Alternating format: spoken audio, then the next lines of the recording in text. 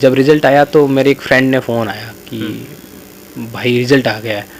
तो वो जो क्षण था शायद वो मैं शायद कभी नहीं बोल पाऊँगा कि रिजल्ट आ गया तो उसने कहा कि तेरा हो गया है।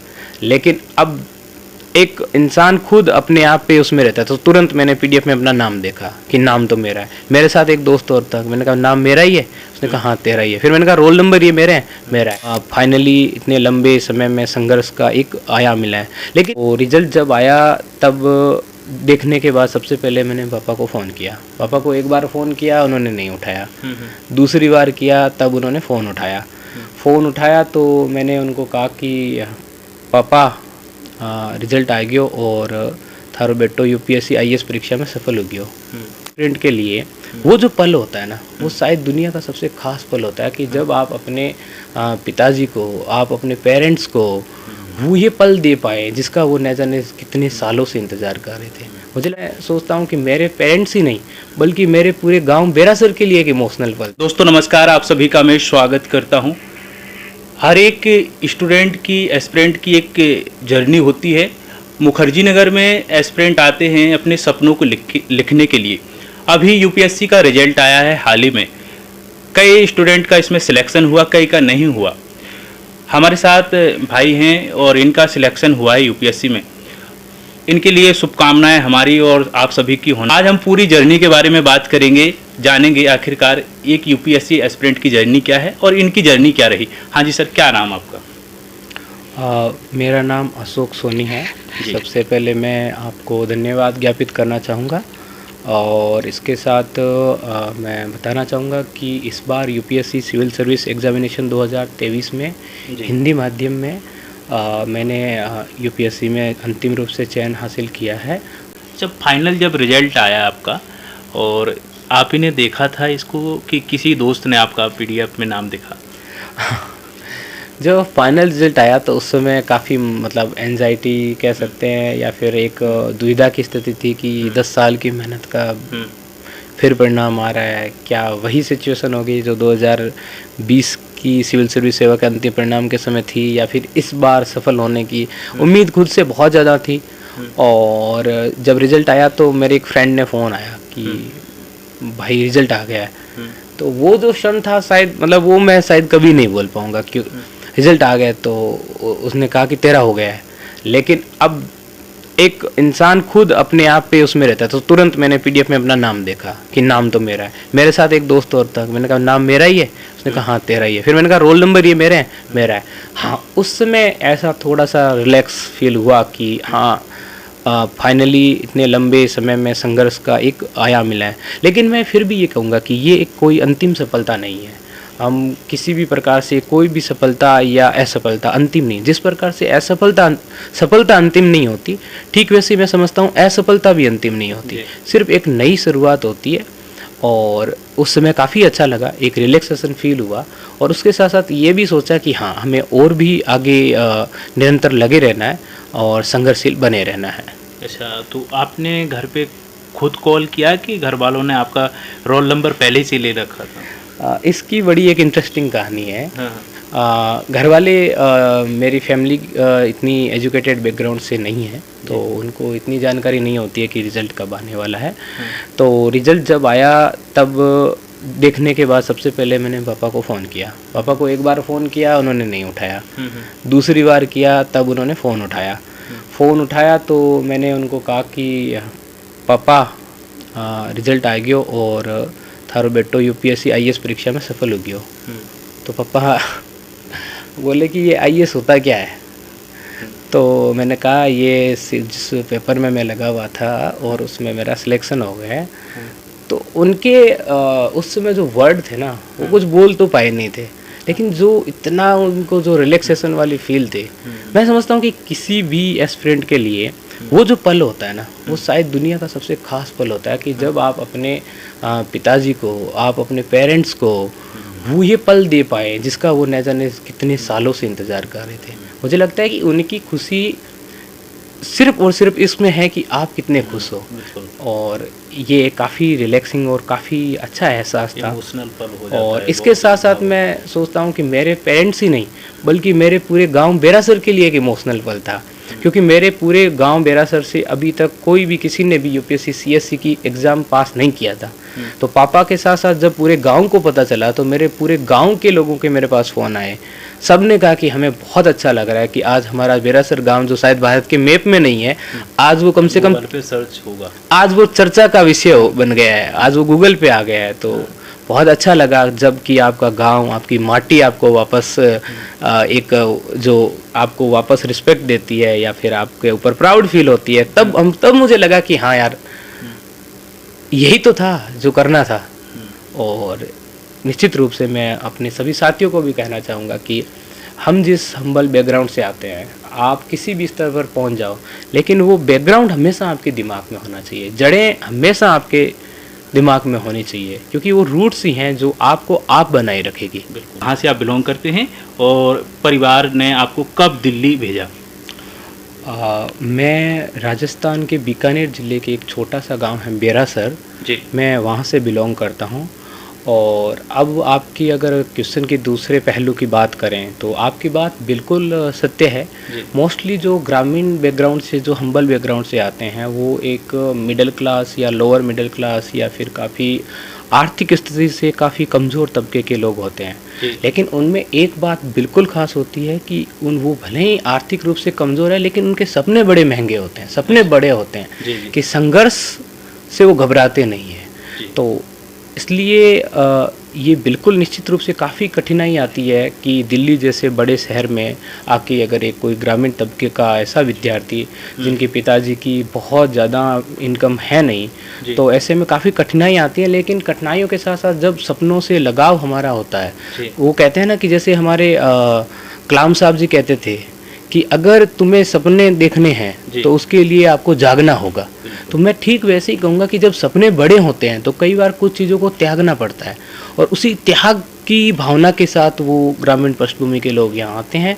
और अंत में कई बार कुछ लोग होते हैं वो यूपीएससी जैसे प्रतिष्ठित आयोग की परीक्षाओं में सफल होते हैं, तो कुछ लोग ऐसे भी होते हैं जो अन्य किसी भूमिका में अपने आप को सफल बनाते हैं। जी जी। अच्छा, तो आप अपने बारे में बताएं, फैमिली बैकग्राउंड के बारे में जानना चाहेंगे। क्या पिताजी करते हैं, और पिताजी ने जब भेजा तो उम्मीद तो सभी को है कि देखो बाहर गया है तो कुछ ना कुछ करके आएगा बेटा, तो फैमिली बैकग्राउंड के बारे में। जी, मेरी फैमिली में जैसे देख, मेरे मम्मी पापा मेरे प्रेरणा स्रोत है, और उसके साथ साथ जो मेरे भैया की मेहनत है वो मेरे लिए शक्ति है। और इसके साथ मेरी 4 बहनें हैं, उन 4 बहनों का विश्वास है वो मेरा मोटिवेशन है। और मेरी भाभी का जो आशीर्वाद है वो मेरे लिए अपने आप में एक प्रेरणादायक कहानी है। और इसके साथ अगर हम मेरी फैमिली के बारे में बात करें तो मेरे पिताजी श्रीमान सीताराम जी सोनी एक किसानी का कार्य करते हैं, और मम्मी सरला देवी गृहिणी है। और इसके साथ मेरे बड़े भैया श्री ओम प्रकाश सोनी जी, वो अपने सेल्फ एम्प्लॉय के रूप में काम कर रहे हैं। और मेरी 4 बहनें हैं, जिनमें सबसे बड़ी हैं संतोष, उनके बाद में है सुमित्रा दीदी, उनके साथ में है इंदिरा दीदी, और सबसे छोटी बहन है मेरी रामी दीदी।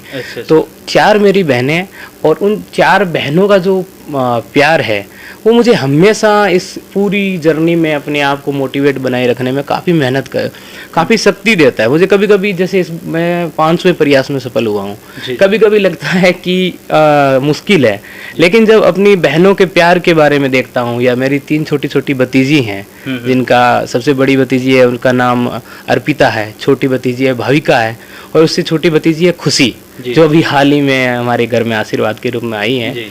तो उनकी स्माइल की ओर देखता हूँ, या उनकी ओर जब मैं देखता हूँ कि इनकी जो उम्मीदें हैं किस प्रकार मेरे से जुड़ी हुई है। मेरे बड़े भैया ओम प्रकाश सोनी जी, इनके बारे में जब मैं सोचता हूँ कि उनके खुद के सपने कुछ नहीं है, उनके सपने हैं मेरी सफलता ही उनके सपने हैं। यानी कि उन्होंने अपनी कहानी को मेरी कहानी बना ली। जब हाँ, तो जब मैं उनकी कहानी के बारे में देखता हूँ तो फिर मुझे वापस लौटने का या फिर कोई हक नहीं बनता कि मैं इस मैदान को छोड़ दूँ। निश्चित रूप से ये काफ़ी समय लगा यूपीएससी को क्लियर करने में, लेकिन हाँ, इस बड़े सफ़र में ये जर्नी काफ़ी बड़ी अवश्य रही, लेकिन इसके साथ साथ मज़ेदार भी रही और काफ़ी प्रेरणादायी भी रही। अच्छा, जैसे कि आपने बोला आपके भाई का बहुत बड़ा रोल है, और उनने पूरा त्याग किया है, अपने सपनों को भी मारा है। जैसे आपकी जो सपने हैं, पूरी उम्मीद आप पे रही है। 4 बार आप असफल हुए, 5वीं बार आप पास हुए, कई बार डिमोटिवेट भी होंगे, रोना भी आया होगा कि भाई की उम्मीदें हैं, क्या कहना चाहेंगे आप? मैं किस्सा आपको ध्यान में दिलाना चाहूँगा। जी। इससे पहले मैंने सिविल सेवा परीक्षा 2020 में इंटरव्यू के स्टेज तक मैं पहुंचा था, लेकिन मैं फाइनल रूप से चयनित नहीं हो पाया था। उस समय काफ़ी अपने आप से एक अपेक्षा हो जाती है जब आप इंटरव्यू स्टेज तक पहुंचते हो, लेकिन दुर्भाग्यवश मैं उसमें चयन नहीं हो पाया, जिसमें मैं मानता हूं कि हाँ मेरी कुछ कमियां रही जिनको मुझे आगे सुधारना था। लेकिन उस समय आप एक काफ़ी डिमोटिवेट हो जाते हो, टूट जाते हो कि अब क्या, अब तो लाइफ का अंत हो गया है, शायद यही मेरी कहानी ख़त्म है। लेकिन आज जब मैं वापस लौट के देखता हूँ दिनों को, तो यार वो अंत नहीं था, वो अंत कहीं से था ही नहीं, वो तो एक नई शुरुआत थी, वो एक नया विश्वास था। और वो विश्वास मेरे अंदर आया, उसके पीछे मेरे बड़े भैया का बड़ा रोल था। क्योंकि जब मैं एक बार हतोत्साहित हो गया और ये सोचने लग गया कि अब शायद मैं नहीं कर पाऊंगा, तो वो हमेशा कहे कि नहीं, तू करेगा, तू जरूर करेगा, तू करके रहेगा, क्योंकि तेरे पे मैं हूँ, मैं तेरे अंदर अपने आप को देखता हूँ। मैं अपने सपने नहीं पूरे कर पाया, भले ही नहीं कर पाया ना सही, लेकिन हाँ मुझे पूरा विश्वास है कि तू जरूर एक दिन करेगा। जब ये बात अगर आपको कोई बोलता है ना, तो मैं समझता हूँ कि फिर आपको किसी प्रकार के मोटिवेशन की ज़रूरत नहीं है, कोई बाहरी मोटिवेशन की ज़रूरत नहीं है, किसी और प्रकार के संघर्ष या किसी और प्रकार की कहानी की ज़रूरत नहीं है, क्योंकि ये कहानी नहीं बल्कि ये जो विश्वास है ना, ये अपने आप में बहुत है, ये सच्चाई होती है, ये सच्चाई। तो आप तैयारी की बात करते हैं, कैसे आपने रणनीति बनाई, जैसे कि प्री मेंस और इंटरव्यू पूरा फाइनल रिजल्ट आया, क्या रणनीति रही आपकी अंतिम बार? अंतिम प्रयास में अगर रणनीति की बात करें तो इसमें सबसे बड़ा सहयोग था, क्योंकि मैं इससे पहले 4 परीक्षाएं दे चुका था, यूपीएससी की 4 बार प्रयास दे चुका था। तो पहले तो मैंने अपने उन 4 प्रयास को आधार बनाया, लेकिन इसके साथ साथ देखा कि कमी कहाँ रह गई है, कि क्या कमी रह गई है। जैसे कि एक बड़ी प्यारी लाइन मेरी इस दिशा में काफ़ी मोटिवेट मेरे को करती है कि असफलता एक चुनौती है, इसे स्वीकार करो, कमी कहाँ रह गई देखो और सुधार करो। जब तक तुम सफल ना हो, नींद चैन की त्यागो तुम, छोड़ संघर्ष का मैदान, मत भागो तुम।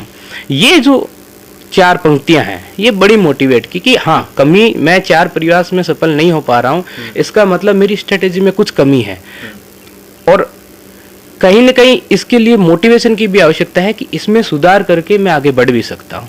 तो मैंने 5वें प्रयास में कोशिश की कि उन 4 प्रयासों में जो जो मेरी कमियां हैं, फॉर एग्जांपल मैंने प्रीलिम्स के स्टेज पे देखा कि पीवाईक्यू को और ज़्यादा अगर बेटर ढंग से किया जाए, और सीसेट जो कि आपको भी पता है कि पिछले 3 सालों से काफ़ी बड़ा चैलेंजिंग बना हुआ है, तो उस पर अगर अच्छे से ध्यान दिया जाए तो पीटी के स्टेज पर हम क्वालिफाई कर सकते हैं।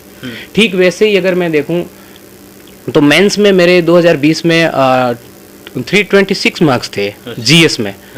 और उसमें मैंने ध्यान दिया कि हाँ ये एक वो पोर्शन है जिसमें अगर सुधार किया जाए तो हम अंतिम रूप से सफल हो सकते हैं। और इसी के साथ इस बार मैंने उसमें कुछ काम किया, वैल्यू एडिशन का प्रयास किया, और इस बार मेरे जीएस में 413 मार्क्स आए हैं, जो कि काफ़ी एक अच्छी इम्प्रूवमेंट है।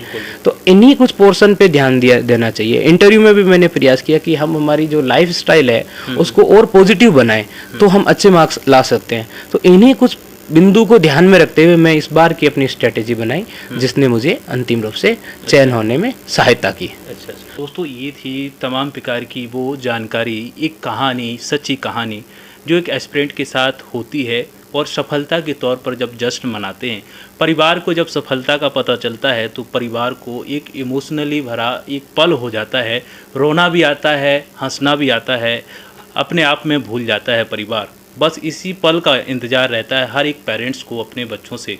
जिस प्रकार से इन्हें अपनी सफलता पाई है, उस सफलता के लिए हम इनके लिए इनके उज्जवल भविष्य की कामना करते हैं। और हमारी मुलाकात अगले वीडियो में एक नए टॉपिक के साथ होगी। तब तक के लिए नमस्कार।